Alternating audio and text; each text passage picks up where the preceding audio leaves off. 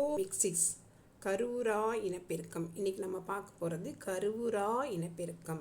கருவுறுதல் அப்படின்னா ஆண் கேமேட்டும் பெண் கேமேட்டும் சேர்ந்து கருவுறு இனப்பெருக்கம், ஃபெர்டிலைசேஷன், ஆம்பிமிக்சிஸ்ன்னு சொல்லுவாங்க, சின்காமின்னு சொல்லுவாங்க.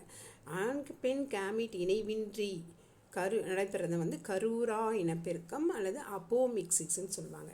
அதாவது reproduction with fertilisation amphimixis, reproduction without fertilisation apomixis.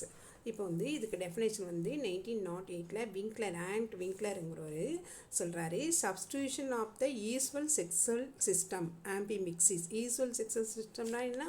மகரந்த குழல் இந்த சூழ்துளை வழியாக உள்ள போய் ஒரு எக்கோடையும் இன்னொன்று போலார் நியூக்ளியஸ் துருவ நியூக்ளியஸோடையும் சேர்ந்து கருவுறுதல் நடைபெறும் இல்லையா? அந்த மாதிரி இல்லாமல் வழக்கமாக நடைபெறும் பால் இனப்பெருக்க முறைக்கு பதிலாக நடைபெறும் ஒரு வித இனப்பெருக்கம் தான் apomixis. Does not involve meiosis, syngamy. மயாசிஸும் சின்காமியும் இருக்காது. அதாவது குன்றல் பகுப்பும் கேமேட்டுகள் இணைவும் நடைபெறுவதில்லை அப்படிங்கிறாங்க. மகேஸ்வரி 1950 மகேஸ்வரி பஞ்சமன் மகேஸ்வரிங்கிறவர் இது ரெண்டாக பிரிக்கிறார். மீள்வகை கருவுறா இனப்பெருக்கம், மீளா வகை கருவுறா இனப்பெருக்கம். ரெக்கரண்ட், இங்கிலீஷில் ரெக்கரண்ட், நான் ரெக்கரண்ட்.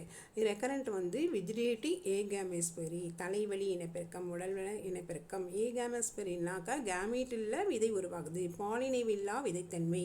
அது சூழ்நிலை காரணமாக அன்ஃபேவரபிள் சிஸ்டமில் இந்த மாதிரி கேமேட் இல்லாமல் ஃபார்ம் ஆகிறது, ரீப்ரொடக்ஷன் பண்ணுறது. மீளா வகையில் மயாசிஸ் நடக்கும், பட் ஆனால் அங்கே எந்த இதுவுமே நடக்காது. குண்டல் பகுப்பு நடக்கும், அதனால் எந்த பிரயோஜனமே கிடையாது.